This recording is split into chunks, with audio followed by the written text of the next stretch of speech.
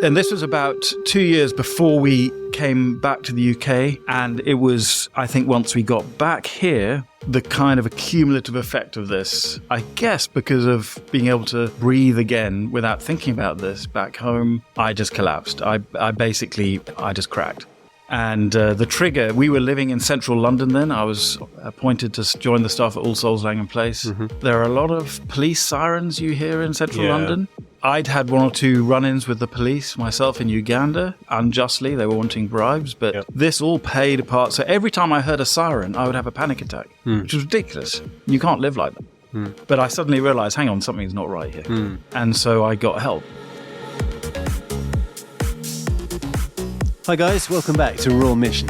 And if you're joining us for the first time, so good to have you with us. I'm Matt, your host for this podcast, and you're in for a real treat today. Mark Meynell is someone who speaks powerfully about becoming more authentic and more honest with ourselves, with God, and with others. He's written an excellent book about the depression and PTSD that he experienced after coming back from living in Uganda, and how God's word and the music of U2 encouraged him through some of his darkest times. We'll be talking about a theology of suffering, about rage, and coming alongside friends who are struggling with their mental health. Okay, well, it's great to have Mark with me today. Mark Meynell. Welcome, Mark. Thanks very much. Mark's an old friend. We go back, I dread to think how long, probably decades in terms of when we first met. Oh my, showing our age now. But Mark's joining us today because I love some of the stuff he's written, not just popular biblical commentaries, but the key thing that drew my attention to you, Mark, was the book you wrote about mental health and leadership in the church. Mm-hmm. So we will come on to that in a minute. That will be one of our core topics to talk about because, it's so important for all of us in the world and in the church, but I think especially when you're in leadership or Christian ministry. And one of the purposes of this podcast is to try and pull down this idea that some are more special than others and don't struggle with things because they're walking with the Lord or they're doing things for God. And it's very easy to, one, fall into that trap yourself and therefore hide things from others. And two, other people might consider you to be on this pedestal and you don't want that, but it's just part of life. So we will get into lots of that. I look forward to hearing all your wisdom and experience on it. Great. Well, it's good to be with you. So let's start off with your background. Mm-hmm. Did you grow up in a Christian home? Grew up in a church-going home, and I think over the years things clarified, but I don't think I would say I had a kind of intentional, active relationship with the Lord. A key moment was when I was 18, just before I did my A-levels, so the exams you do just before leaving school. And I heard some talks that just really brought home the reality, the possibility of a relationship with Christ. And I don't know to this day why I went to hear those, but I went every evening. It was 3 consecutive evenings. And that really clarified things for me. And I came to the Lord around, within weeks of that. I can't remember the exact moment. So this was while you were living at home with your parents, or you'd gone off to study somewhere? I was at a boarding school, and so it was the February. I did my A-levels, I guess, in the June, and then was at university that autumn. Okay, so quite a key time of change and transition. Very much. Around that time, moving from school to further studies. Great, okay, so tell us what happened next, I suppose, then up at university, you're studying, getting involved perhaps with the Christian Union? Yeah, I was fairly tenuous, but I think one of the most important things that happened was one of the teachers at the school knew somebody who was training for ministry at a seminary in the town. So he told him about me, and I think it was literally within about 2 hours of my father dropping me off in my room, and I was slightly dazed, trying to get my head around this new life I was about to enter. And this guy, Simon, knocked on my door and said, "Hey, I'm a friend of this teacher of yours, and come for breakfast on Sunday, and then we can go to church together." And I remember thinking, "Oh, okay, yeah, great." Literally the first person I met, but I also remember thinking I didn't actually have an active plan to go to any church. It just wouldn't have occurred to me almost. I was pretty flaky. But he got me going that first Sunday. And I hardly missed a Sunday, I think only when I was out of town. And he encouraged me to be involved in the Christian Union. And it was just very natural. I think I owe a lot to both of those guys who really, just a little sort of nudge here and there, got me on the right track. So that was amazing. And when did you start thinking about overseas, crossing cultures? I think before I was a Christian, I was thinking overseas. So when I was a child, we lived in Kuala Lumpur in Malaysia. And it's funny, it occurred to me years later, probably maybe even in my 40s, I suddenly realized my two closest friends when I was about 13 or 14 were Hong Kong Chinese who were studying in this country. And it took me ages for the penny to drop. I suddenly realized, actually, those years in Asia must have, I guess, normalized. It didn't feel other. And I was very comfortable. And yeah, they were very close friends. And so I guess I didn't have any mystique about being overseas or being cross-cultural. My father was a merchant banker, but they were very, well, in some ways, quite ahead of their time, I suppose. They just had a very natural way with people in other cultures that actually really rubbed off on both me and my brother. And so that was always part of the radar, part of my hopes. And I guess if, after I was converted, if you'd said, I think you'll go and be on the, quote, mission field, Asia would have been the obvious one because that was all I'd experienced. But as things turned out, I ended up in East Africa and then now spend most of my time in Eastern Europe. So it's funny how these things go. I didn't really have a plan at all.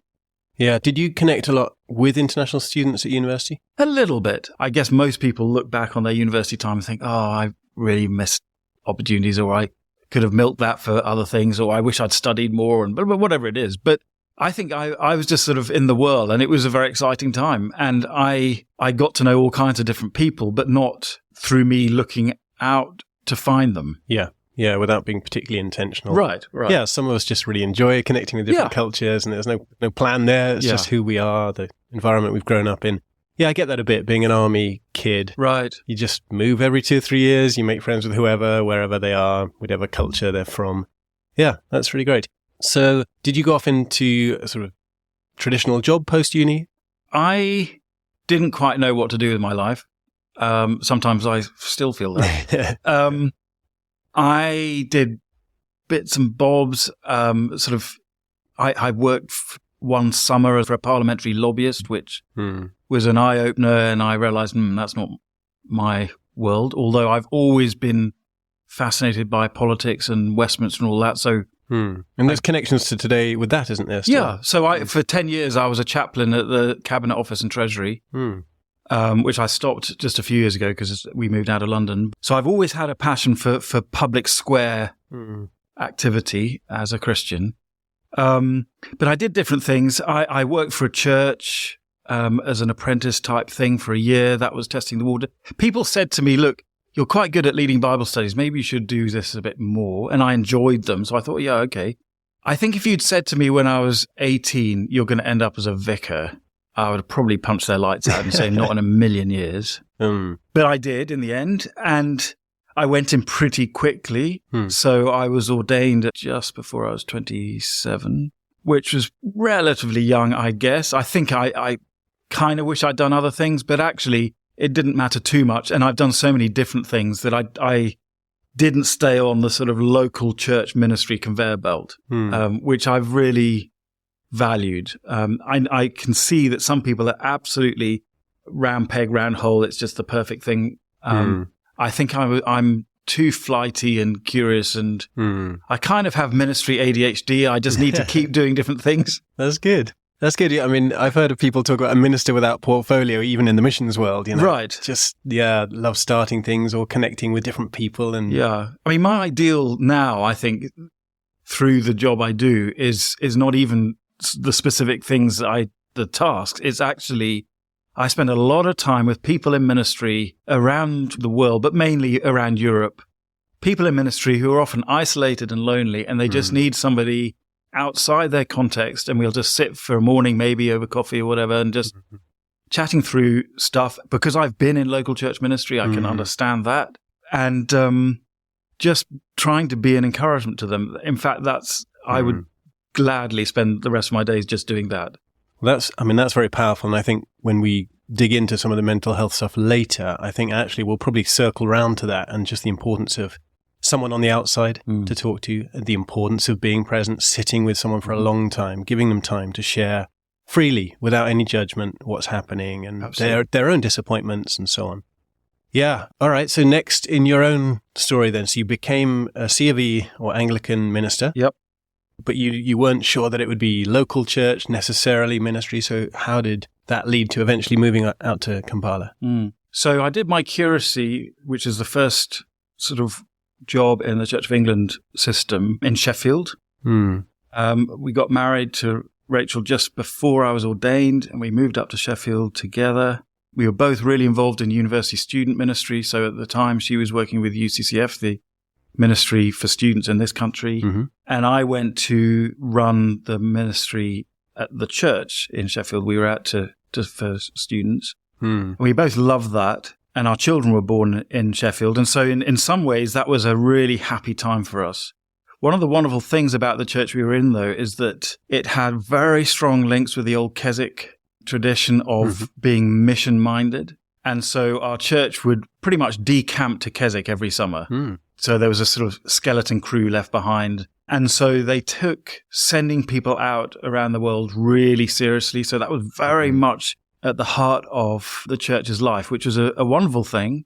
And I'd seen that in other places, but I think just seeing how going the second mile they were there really was impactful. And Rachel particularly was very involved in the international students work that was happening in Sheffield. That's powerful, because we often think about this, how as church leaders do we think about global mission, the Great Commission, not only because there are so many needs all around us in our own fellowship, even in our own flock, and then let alone the sort of those on the margins in our society, in our town, or in our country, in our continent, post-Christian Europe. And, there's a lot to engage the mind of a church leader, let alone the unreached and the unengaged peoples around the world. So it's a beautiful thing when you find a church that can somehow see that the whole vision is still the vision, and we can play a part in it. We don't have to do everything in the same amount, but I think it sounds like that's an element of intentionality very much of the church you were at that said, no, this must be there at the front and center of what we do, even if it's,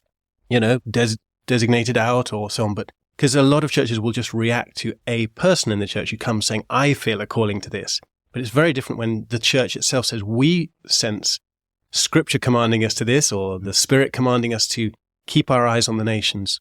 And we want to do something actively about that rather than just respond to a person who feels called to go somewhere.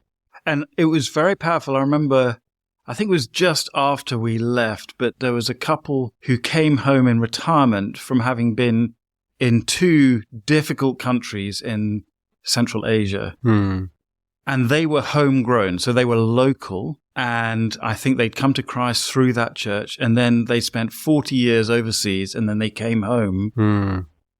And then were part of a church plant in Sheffield. And it was amazing to see, the whole process represented in this family. That is great. Sending, receiving back. Yes. And so it was evidence that this was very much part of the DNA of that church. So that had a big impact.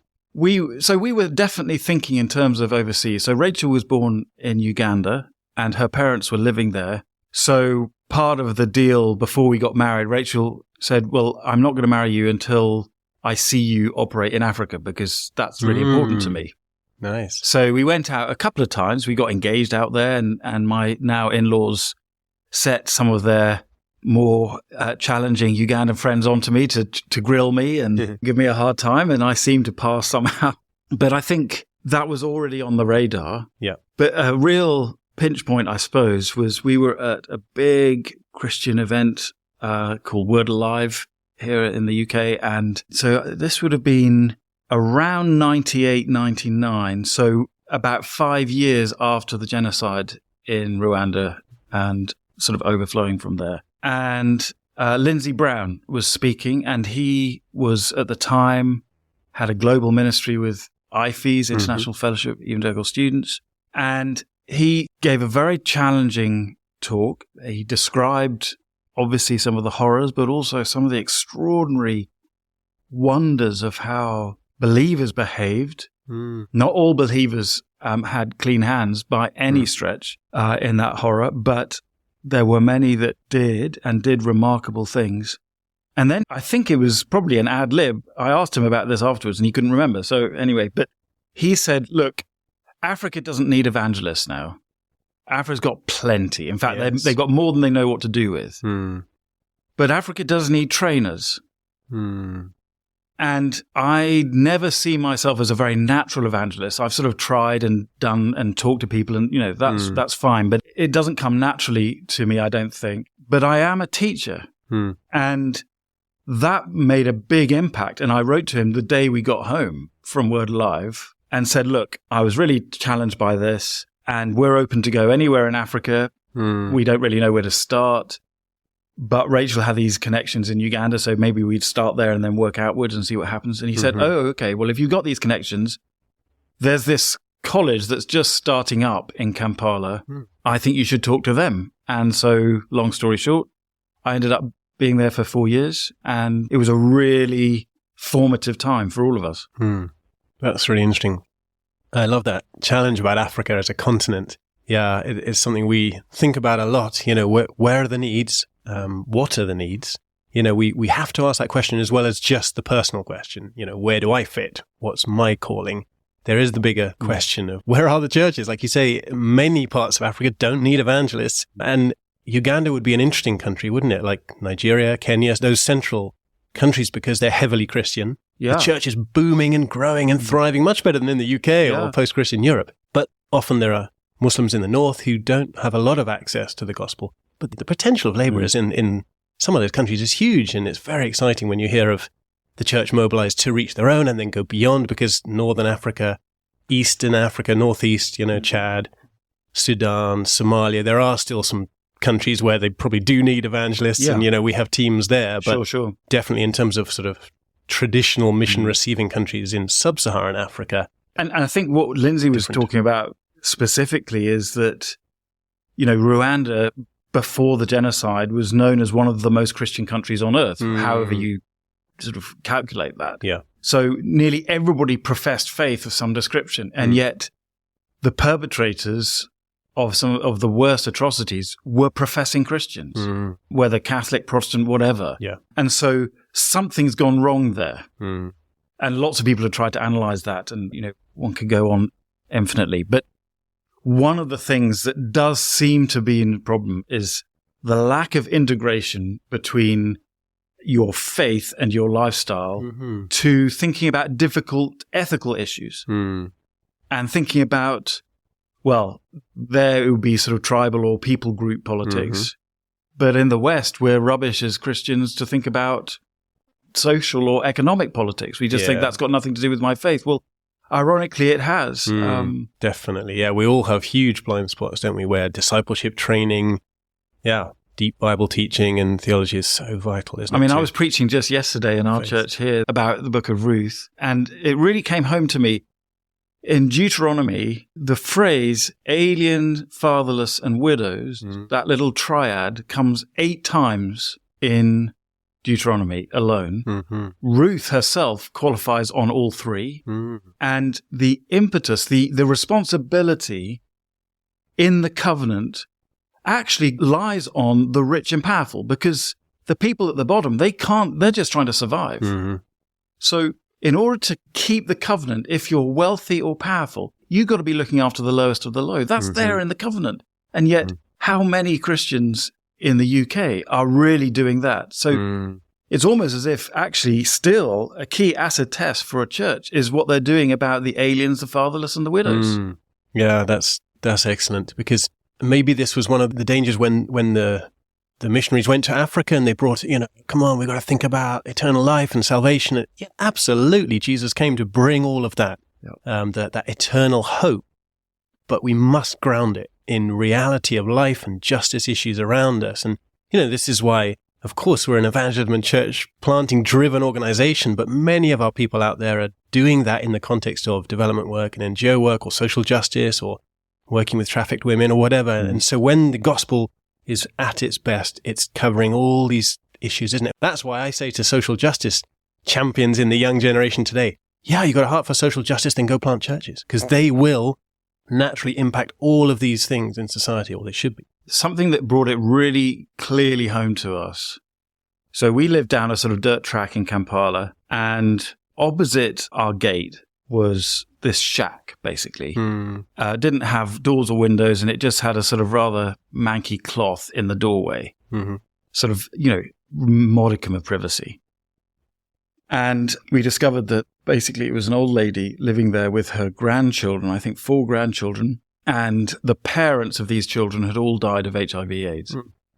So she was looking after them on her own, didn't have a penny. She didn't speak Luganda, which was the language around Kampala. She'd obviously come from up country to look after the family, so she didn't actually know many people in the area. No family networks, kinship and all that, which would be her support naturally. Right. And we didn't speak her language, and actually no one in the immediate area that we knew spoke her language. So it was impossible to communicate with her. But anyway, one night we were woken up by just howling, sort of, agonized crying. And Rachel used to be a nurse, and so the next morning she went round and found out that the youngest child had died of malaria in the night. And she just looked around and said, with a friend trying to communicate, they managed to get something over. Said, do you have mosquito nets? And she didn't.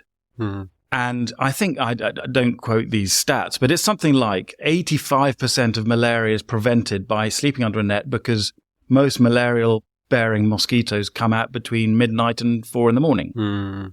So that's why they say sleep under a net, because if you're under a net, you're safe. Well, she didn't even have that. And a net costs then $1. So she just immediately went into town and bought 4 or 5 nets, the cheapest, and they put them up, and, that could have saved the rest of the family.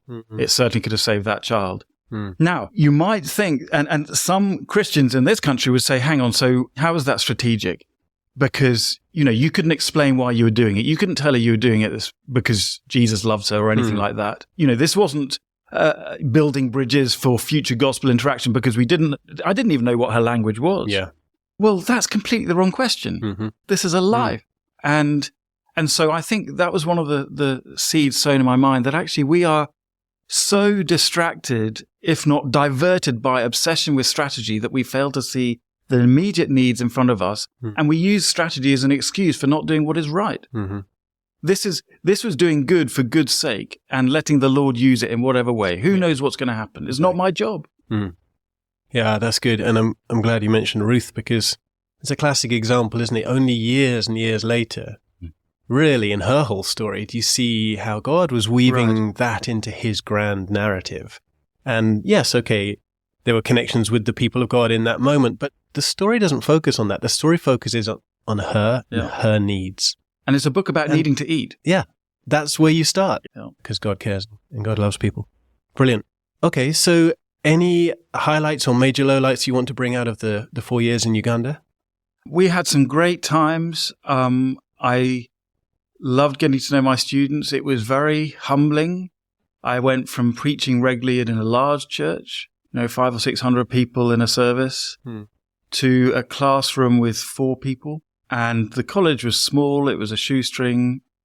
We made things up as we went along. As I hinted at earlier, I ended up as sort of academic dean and then the college principal for a year, which was completely not my gifts. And I said I would do it temporarily, and I really meant that, because that's not who I am. But I did it because there really wasn't anybody. Okay. Let me pause on that for a second, because I remember the same thing at a university in North Pakistan. I went in just wanting to teach some TEFL classes. That's my background, and I trained in that. I mean, I was a secondary school teacher too, but very quickly they were trying to make me the chairman of the modern languages department. I can't do that. I don't want, it's not my gifting, it's not my background. But no, but your degree in the West is this and that. I was like, oh, come on. And I said, I'll just do it until you can bring someone up from down country. This was their issue. They couldn't find people to come and live in the mountains where this new university had started. But yeah, that reluctance of please don't elevate me just because of my, a little bit of education and qualification, but probably a little bit of your white skin and your national background will be honoring for us and so on. And also, I think there is a sense in which where you come up in, let's put it bluntly, a sort of fairly functional context. So you've been in institutions that have a system. It might not be perfect, but it functions. And, things go wrong, but you can identify them and put things right that actually sort out. So there are all kinds of experiences and assumptions that you come with that actually you don't even realize you have. Mm-hmm. And so I was able to say, okay, well, maybe if we did this, that could help, or this might actually work a bit better, and so on. So actually you can make pretty tangible improvements quite quickly, as long as you realize that, you're not sort of God's gift to this thing. And it's not because of anything that you intrinsically have necessarily. It's just that you've had more opportunities and here's a chance to share them. But attitude is key, isn't it? Yeah, that's fundamental. Yeah. Yeah, that's right. Let's move on with your story. So, yeah, you had that humbling experience of just teaching a very small group and being in a role that didn't quite fit what you thought was going to be. I think the hardest things were we were confronted with just the brutal realities of some people's lives. And so we had a significant number of our students were refugees from surrounding countries, as far afield as Ethiopia and Eritrea, but also DR Congo, Rwanda, Burundi. And I suppose one of the most challenging things was one of our students who had already become quite a good friend and had been a pastor in Congo.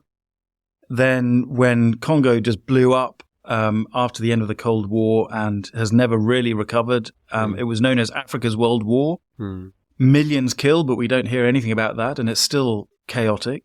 He was a gifted church planter, and so he ended up in Rwanda and then Kenya, and I don't still know exactly how all the sort of moves came about, but it was always under UNHCR, the UN Refugees Agency.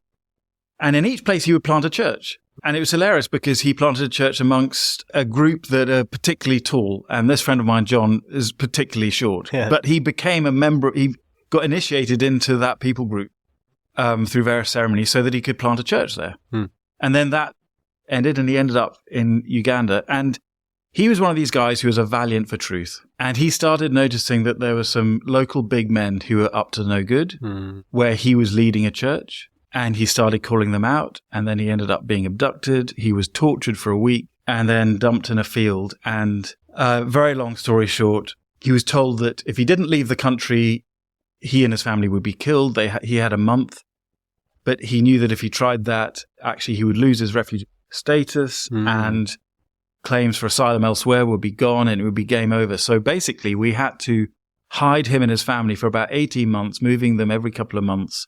I sort of organized fundraising in the UK and elsewhere for people to pay for rent. They didn't go outdoors during daytime for 18 months. Wow. And then finally, they got asylum in Canada, where they've been ever since.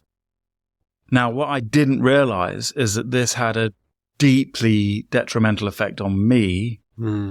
And we knew that the police were involved. Because the day after he was reported missing, the files went missing.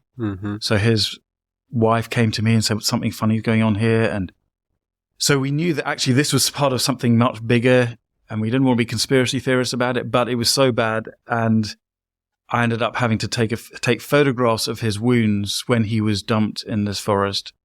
That day, we got him into a private hospital for a few days, had to take photographs of his body to prove that things had happened so that UNHCR would believe him and all this sort of stuff.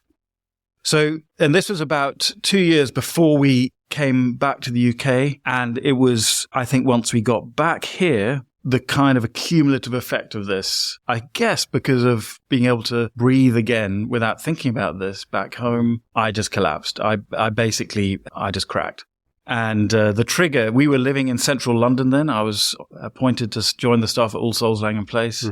There are a lot of police sirens you hear in central London. I'd had one or two run-ins with the police myself in Uganda, unjustly. They were wanting bribes, but this all played a part. So every time I heard a siren, I would have a panic attack, which was ridiculous. You can't live like that. But I suddenly realized, hang on, something's not right here. And so I got help immediately. I realized this is weird. And I was able to see a psychiatrist with particular experience in cross-cultural stuff. And then she put me in touch with actually an African psychiatrist who was working in the east of England, who specialized in PTSD, post-traumatic stress disorder. Yep. So that was just an amazing gift.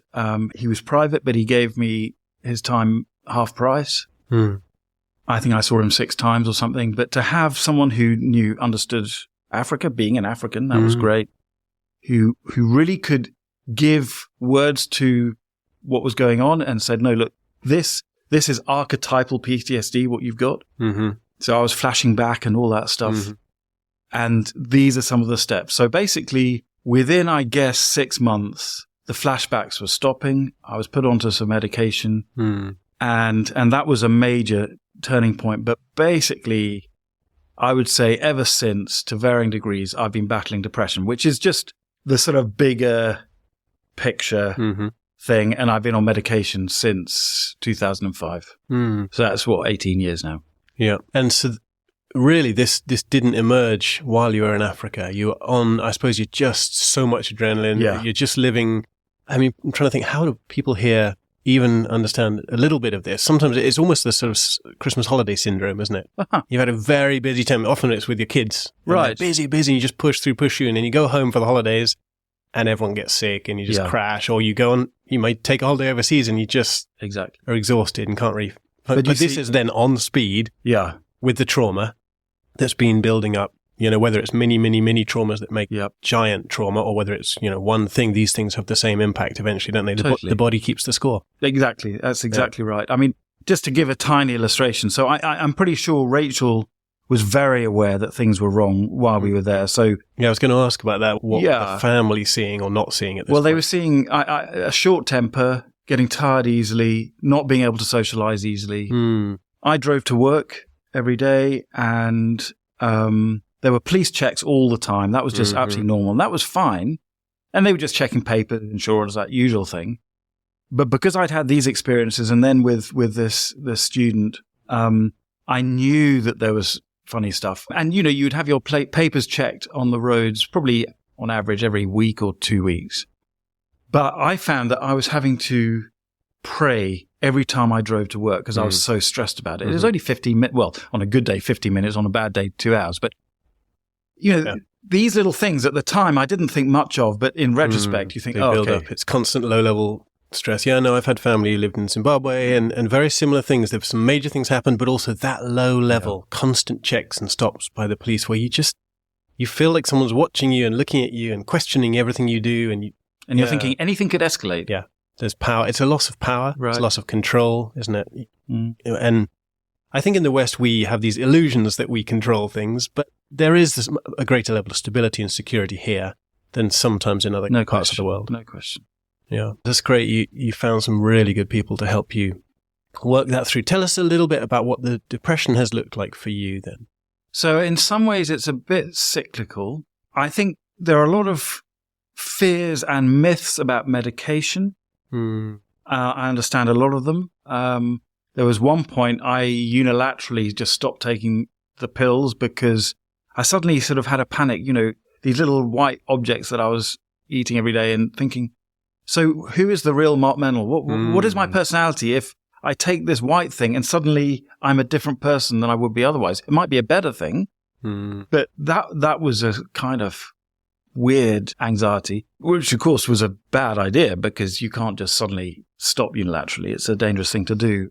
But one of the things, I was on a certain regime for a number of years and it was holding me steady, but I wasn't coping very well when things got difficult. So it would accumulate again. And finally, I saw a new psychiatrist. I've been to see all kinds of different people, some helpful, some really not. Sharing this podcast is a really good way to encourage more people to get involved with God's great mission, whether locally or globally. So please do help us get the word out there. If you use an iPhone, it's pretty easy to write us a review, and that has a big impact on how many people can find us. Alternatively, you could share one of your favourite episodes with your church family or home group or CU, either in person or on WhatsApp or social media. Thanks, guys, and now let's get back to the podcast. One guy, just a psychiatrist, looked at my sort of history and said, I'm not sure this is the right combination. And we tried various different, he said, let's try something different because I'm not sure this is really helping you do what you could be doing. We tried one combination that actually was horrifying. It made me 10 times worse. And I was having tremors within 48 hours. That was terrifying. And that took about 3 or 4 weeks to sort of flush through the system.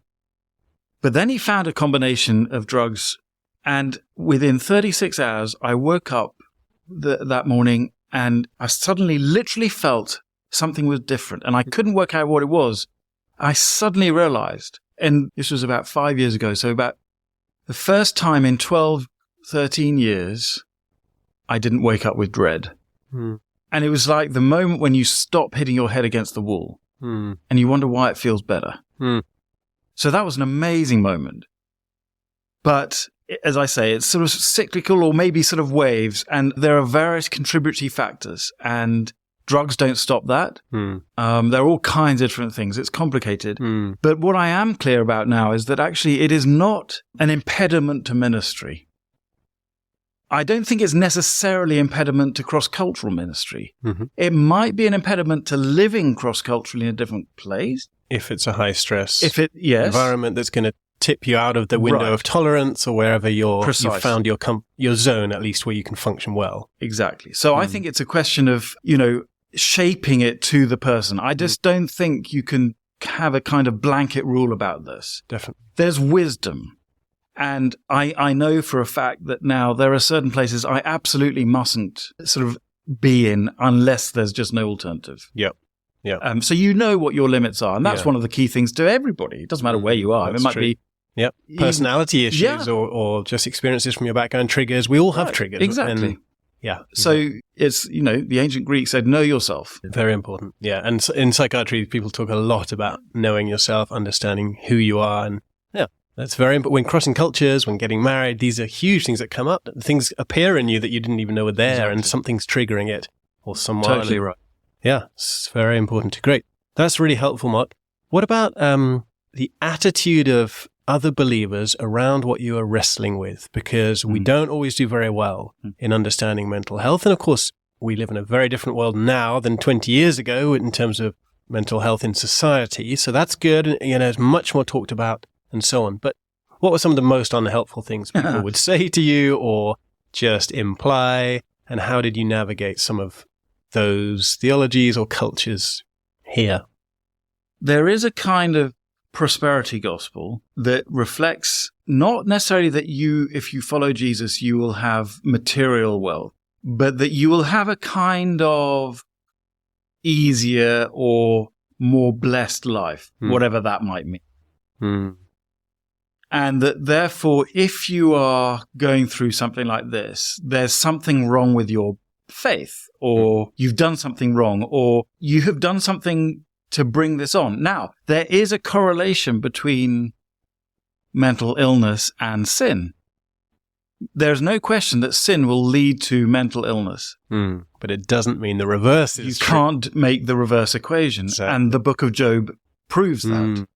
The oldest book in the Bible proves you can't reverse that equation. But having said that, sin does play a part. And I know that actually in my darker moments, I justified sinful action on the basis of my mental illness. Because the heart is deceitful above all things. Yep. So there are different cycles at work. It's complicated, but the absolute worst thing you can do is solve it. So one of the things I say in the book, When Darkness Seems My Closest Friend, is say, I was desperate for friends, not fixers. There were a handful of people around who were not fixers. But most people were either paralyzed or frozen into avoidance or silence because they didn't know how to fix it. Now, silence is a very good thing. In Job, it can be a blessing. Yeah. Sometimes we talk too much. And sometimes you're desperate for it. But actually, it can be an awful thing when I have this sense of the person in silence with me who is silent because they don't know how to fix me. Because you're making the situation awkward. So then my instinct is to try and maybe this is because I'm a pastor, but I want to make them feel better. Right. And so it's incredibly exhausting and draining to be with somebody who's desperate to fix you because you know they can't. What I needed was people to accompany me in it. Just walk with me. I don't know where I'm going with this. And that's what Jesus does. He sticks closer than a brother. And I needed Christians to do that. And most people, not everybody by any means, but most people are just too scared and nervous to do that. Or, there were times when I was suicidal. People are terrified about even going there. Whereas actually, evidence is very strong to suggest that the moment someone starts talking about suicide, they are, 50% less likely to do anything. So actually bringing it up, far from, pushing someone over the edge, it could be just the thing. In fact, it might be what they're desperate for. Because articulating it suddenly makes it, we can share this, we can talk about it. It makes it smaller. Yep. Bringing it into the light. Yeah. And that's true whether we're talking about sin issues that are pulling someone down or just shame that's come on something, come because of something you've not had any hand in, like illness or any other kind of illness. It might not be. Could be COVID, it could be something else. And we would never blame someone for having COVID. Why do we think poorly of someone struggling with another kind of mental health issue? And because there is a sort of residue of belief that somehow mental illness is self-inflicted or brought on by unwise or immoral behavior or whatever it is. But that's absurd. You can't reduce it to that. Yeah. So I think actually the book, it's a little book that probably helped me more than anything else of Christian books was the little book by Dietrich Bonhoeffer called Life Together. And it's only 100 pages, and he wrote it about the experience running this illegal seminary in northern Germany under the Nazi regime. So the SS came and closed it down after only 3 or 4 years.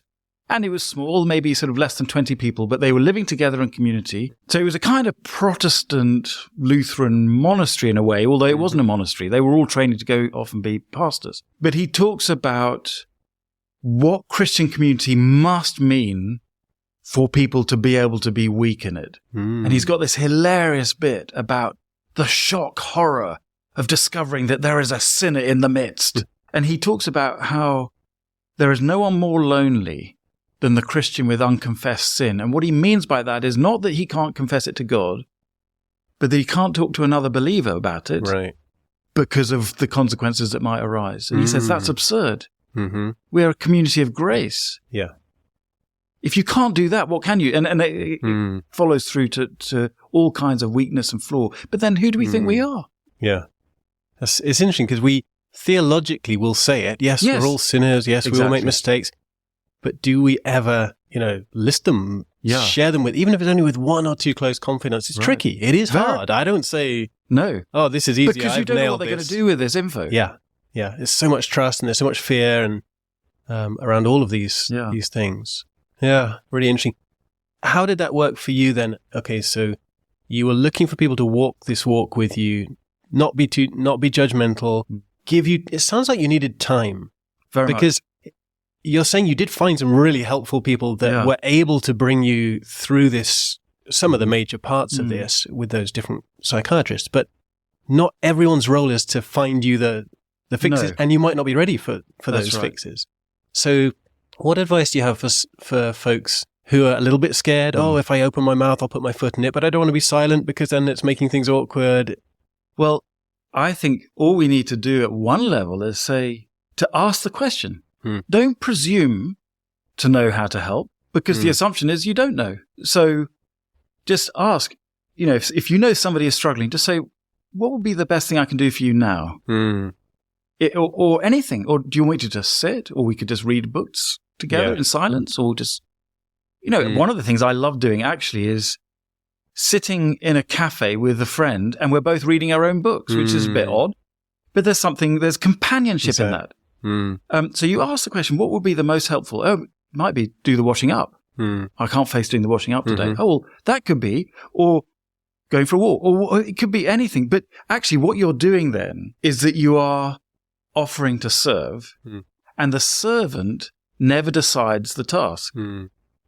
So I always get this quote slightly wrong, but it's something like, how do you know when you have a servant heart? The answer is, well, when you're treated like a servant.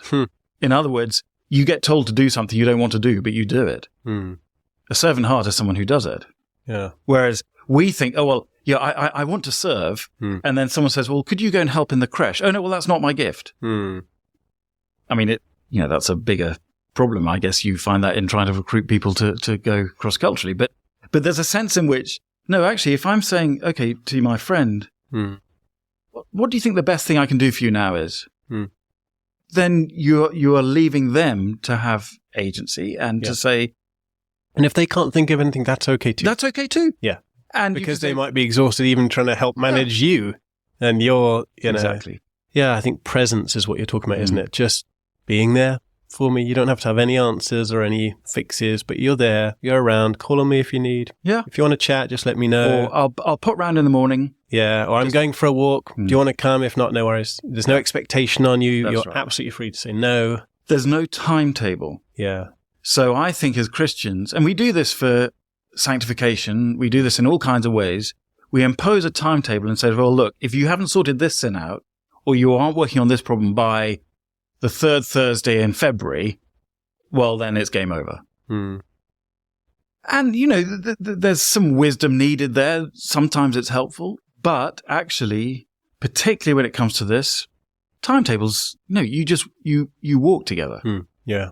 We have people come back from the field, wounded, hurt, disappointed, frustrated, whatever reason it might be. And yeah, it's important for people to have time.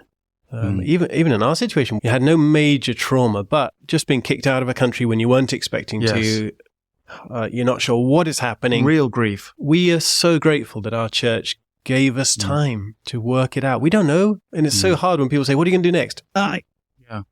I have no clue. I don't even know what's happened, let alone what's happening next. We don't know what's going on, what the Lord's up to, what we're up to, what this is going to do to our family and so on. So that's a good word, time. Be patient with people. Give them the space and time they need to. Yeah, hopefully you had that with some of your churches as you worked through some. All Souls were kind. They said, okay, well, look, move into the flat, get settled, but we won't expect you to start staff meetings for a couple of months. Just to sort of ease in, that helped. I did need to take time off a few years later on sick leave. So, there are different things, but I've had good friends. And, my prayer, even for anybody listening to this, that now I would say the one thing that almost makes, not worthwhile, but gives some reason to it, is that old C.S. Lewis thing about friendship. When you meet somebody and they say, what, you two? I thought I was the only one. And that's the classic start of friendship. And I would say now, having been in leadership and ministry, to be able to say that to people, you just see burdens roll off. It's just like, gives permission for me to be vulnerable too and say, well, and to say, actually, I've never told anyone this either, but yes, I'm weak. Yeah. And then you got to say, well, and that's news. Actually, no, we're all weak. The problem is there are far too many people in leadership who will never admit it. They have to be strong. And so I've got to a point where now I would say, and this is partly me, but I cannot entrust myself to the ministry of somebody who leads without a limp. I need them to be weak because I can't cope with it otherwise. Yeah, that's really good. That touches on the authenticity and trust in people, doesn't it? There are a couple of deep theological underpinnings I think we've touched on here. One is probably something to do with the now and the not yet. Right. As you wrestle with what you're going through, and we all do, and we think, oh, Lord, why haven't you sorted this for me? Can't this just be done now? That's part of my story, and now I've got through it and moved on. But hang on, there are still vestiges here. So we're sort of wrestling with our kingdom theology here, aren't we? And you touched on this with the types of prosperity gospel, even though many of us say, oh, I don't believe in prosperity gospel, but kind of oh yeah, maybe I do in that area. But the other thing I'm just thinking of is another thing we talk about a lot here is the theology of suffering. And in the West, there's this danger that we've lost something of what Scripture teaches us about actually following Jesus. There's a cost. But actually being human, there's a cost. There's a grounding foundational, what happened when sin hit this world? Brokenness hit this world. It may not be our fault either, but just brokenness. We live in a broken world. So, yeah, I think we don't need to dig deep into those now, but I like that your story has touched on these things, and I think are actually very informative to our listeners. I mean, it's the Philippians thing where Paul says we want to share both in his resurrection, but also his suffering. And that's the shock, that he wants to share in this because actually he knows this is part of God's purpose for him. And it's not masochism. It's not some perversity. Mm-hmm. We're not searching it. No, you don't. I mean, I always worry about some Christians who seem to invite persecution as a kind of validation. That's a disaster. But it's a realization, a recognition that actually this is normal Christianity. Yeah. And if you don't have the not yet, you won't survive in the now. But there is plenty that we are given in the now to sustain us until the not yet. So it's not playing them off against each other. God is at work. So maybe that's a good time to branch into, what has sustained you then during some of your lowest periods? You've talked about friendship and people giving you time and space. Do you have characters that you go back to in Scripture? You mentioned Job. Do you have other verses that have just really sustained you, or you just clung onto for dear life, even when they haven't felt real inside you?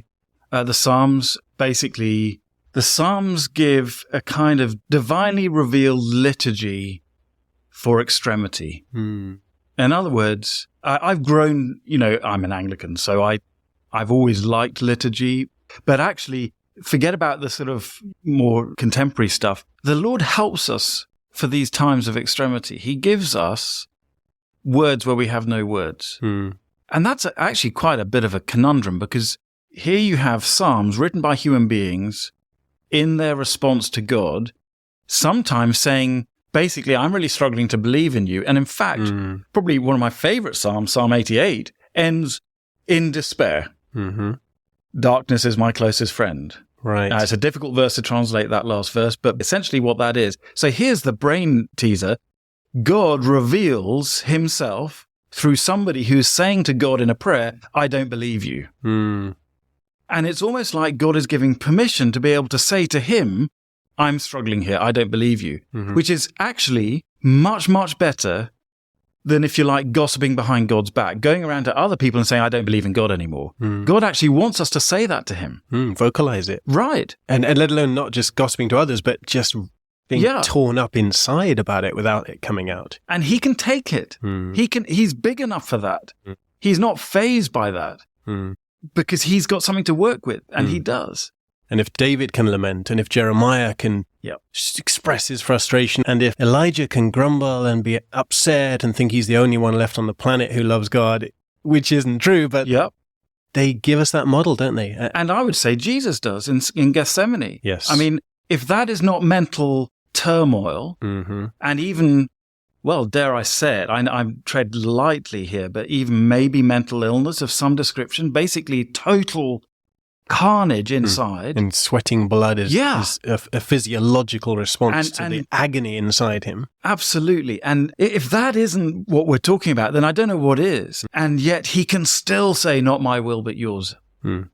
That is a profound comfort. Now, I would say, in terms of other things that have helped me in that, I'm really into apologetics and the arts particularly. So I've just finished a Doctor of Ministry in looking at the apologetics issues around the arts. So that's always been a major part of my life and my sort of existence, really, survival. So I would say very often it's not the Christians who have helped me in my darkest points, because I don't think Christians are very honest a lot of the time. I find a lot of so-called Christian art, for want of a better term, actually dishonest because it doesn't really deal with the darkness. It avoids it, or it's triumphalist. Or at best shallow. Right. But there are exceptions, thankfully. So, and I think more and more, interestingly, I don't know if this is the world we're now in with the pandemics and everything else and war emerging again in Europe, but there's something, isn't there? The lament songs in the Porter's Gate. Right. There's a bit more honesty coming through in some modern Christian worship, which is a great relief. I totally agree. So this is probably reflects my age, and I do say this publicly, that I would say under God, I am still a Christian because of the music of U2.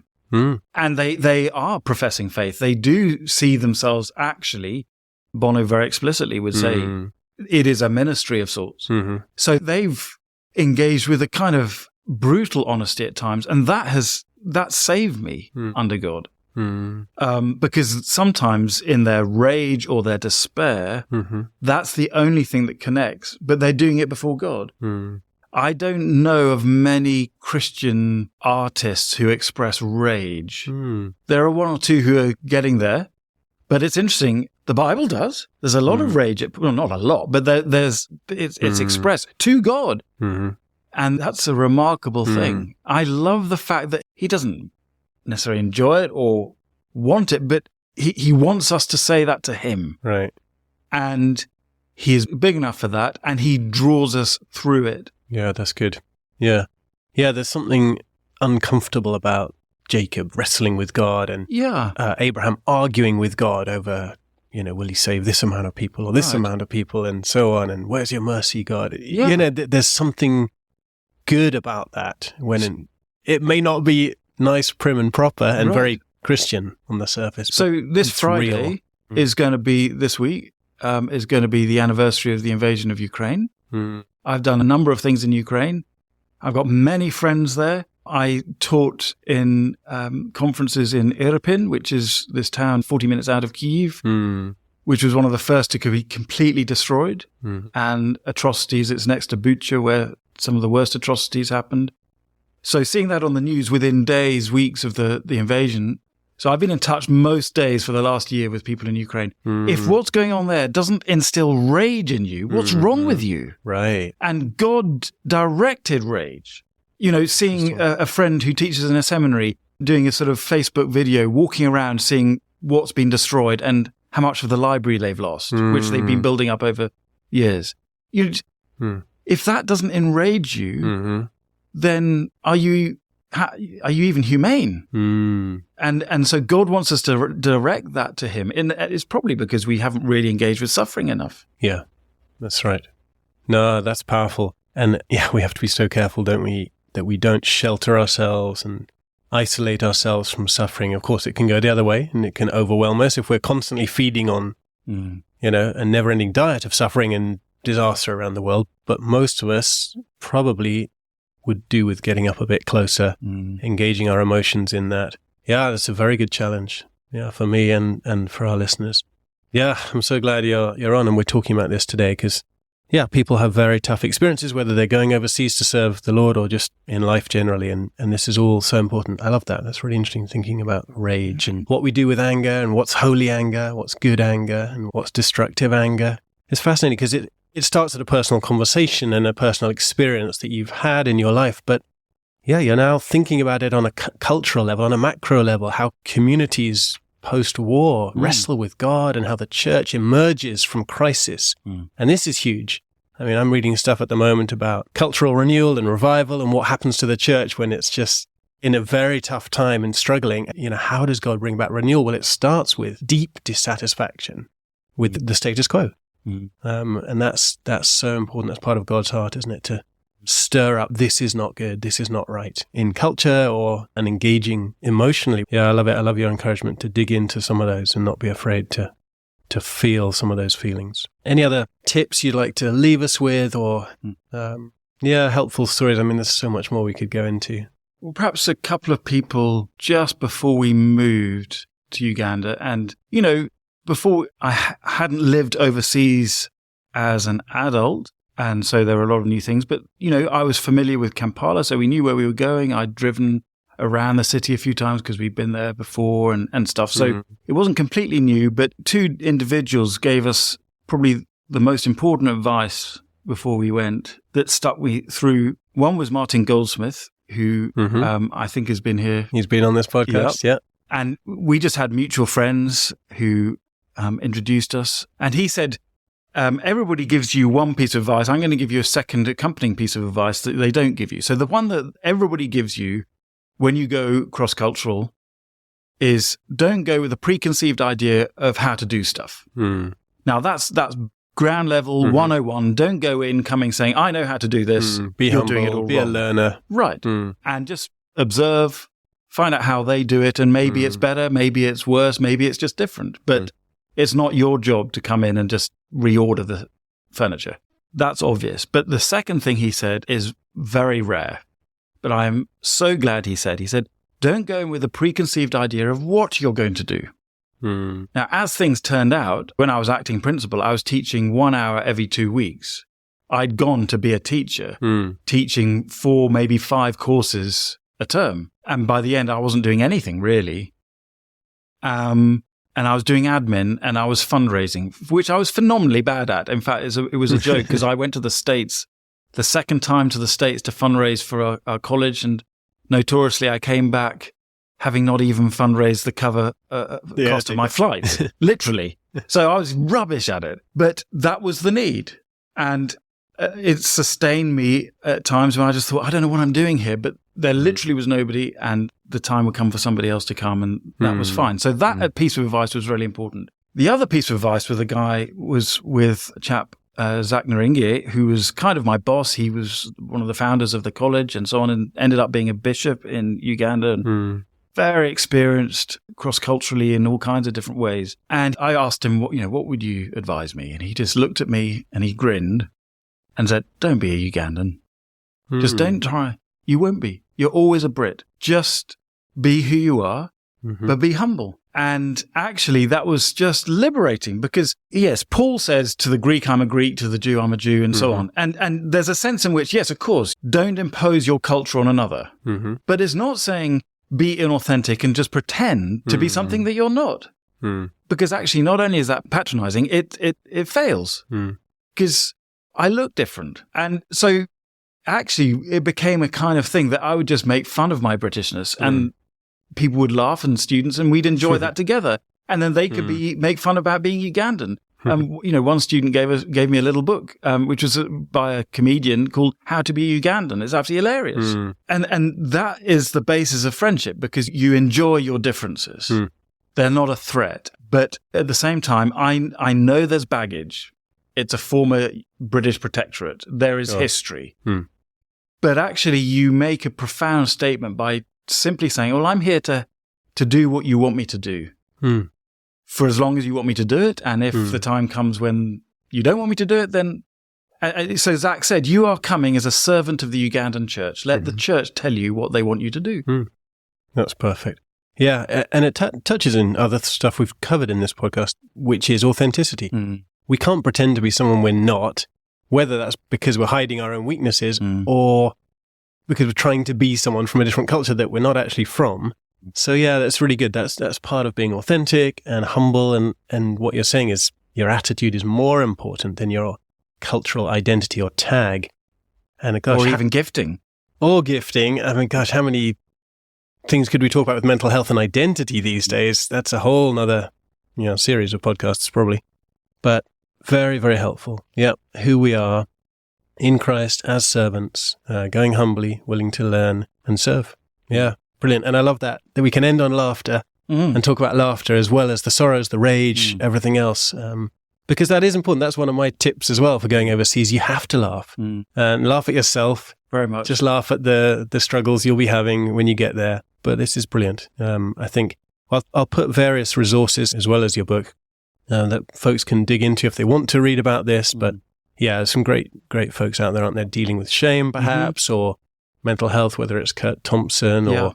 The Soul of Shame is a great book. Soul of Shame and Emotionally Healthy Leader stuff perhaps, just to help us get into some of these things. Brilliant. Mark, thanks so much for being here. I look forward to spending more time with you today, but I know our listeners are going to really be encouraged by today. Great. Well, it's been a real joy to be with you, Matt. Great. God bless. Bye-bye. Bye. Thanks for being with us today, guys. I want to encourage you now to take a minute just to ask God what role you can play in His mission. Maybe He's calling you to give generously. Or maybe to pray for an unreached people group and bring that to the attention of your church. Maybe to have a conversation with your leaders about running a Momentum Yes course. And maybe you want to offer yourselves to Jesus right now, to say to Him that you're willing to go wherever He calls you, whatever the cost. As always, I'd love to hear from you. Do get in touch with me, matt@frontiers.org.uk. You might have questions about something raised in the episode. You might want to invite me to come speak at your church. You might have ideas for the podcast. Otherwise, do check us out on our website, frontiers.org.uk, and on all social media platforms @FrontiersUK.